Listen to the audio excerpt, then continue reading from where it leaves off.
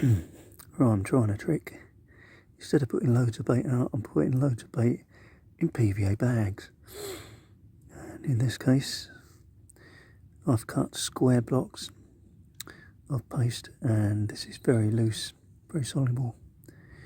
But in low temperatures, it's going to take a good 12 hours to melt. And I've also made more compact, compressed paste balls. So these are going to take a lot more effort for the small fish to break down, because there's a lot of small fish, roach, rudd, bream in this lake. And I think in low temperatures this is a great edge, and far better than using boilies, which in many cases are very inert in cold water, especially when they're using carbohydrate binders, and which these contain very little of. Okay. Hiya bait makers. I'm a really big fan of PVA bag mixes, and especially chopping boilies, a whole range of boilies, ready-made, homemade, whatever you like, and then doing unique things with them. So let's begin. What we've got here is a blend of probably about 6 different boilie mixes I've made, and I've basically got secateurs out and chopped them up.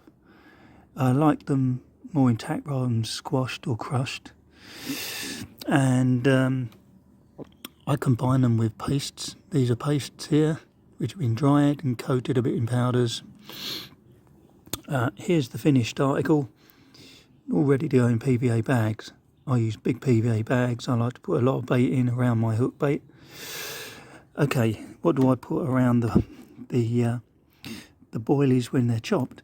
Well, this is a blend of garlic powder, paprika, hot paprika, chili, salt, and whey. There's my cellar casein, quite a few sugars, and powdered flavours, among other things. So this is what's going to coat the boilies, and I've actually made a blend of liquid to coat the boilies, and these soak in for about 24 hours before I put the powders on.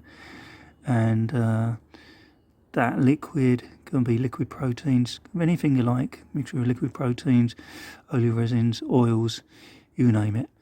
It's just to get the baits hydrated again, and for something for the powders to stick to. Okay, and it's very simple then. All you do is you drop your powder on top, give it a shake up, mix up, and away you go. And then once this has adhered and you've added enough that you feel won't melt your PVA, then you just bag it up, and you can freeze it in, defrost it, freeze it in. There you go.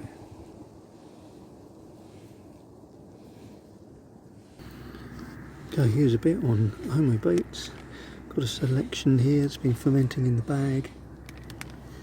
Nice. These are more spicy. These are more chocolatey, maple. These are different sizes here, smaller ones.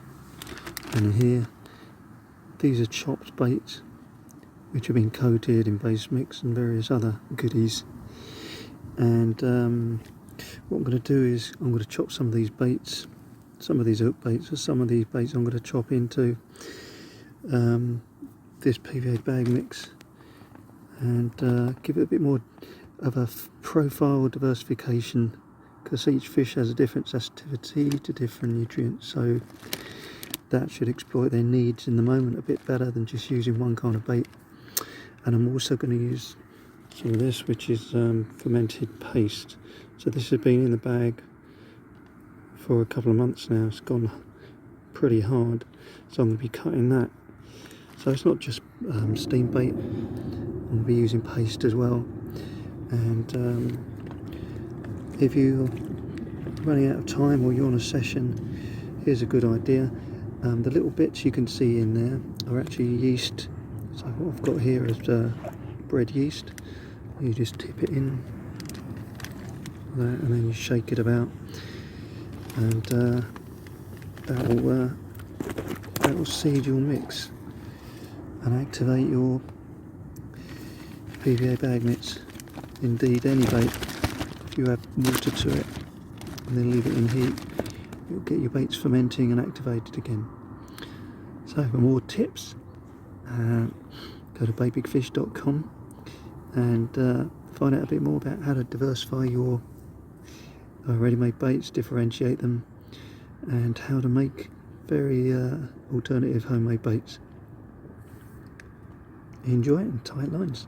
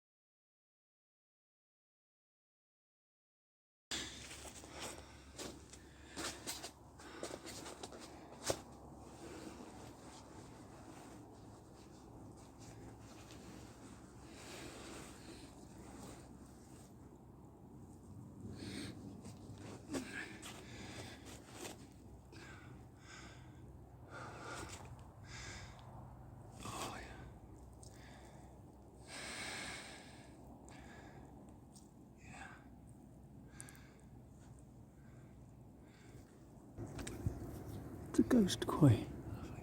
It's a ghost, I tell you.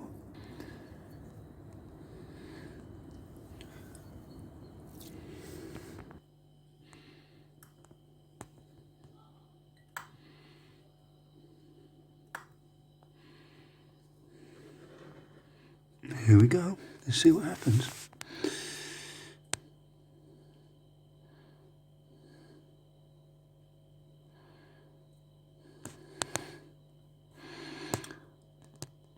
Loads of activity compared to an inert boilie.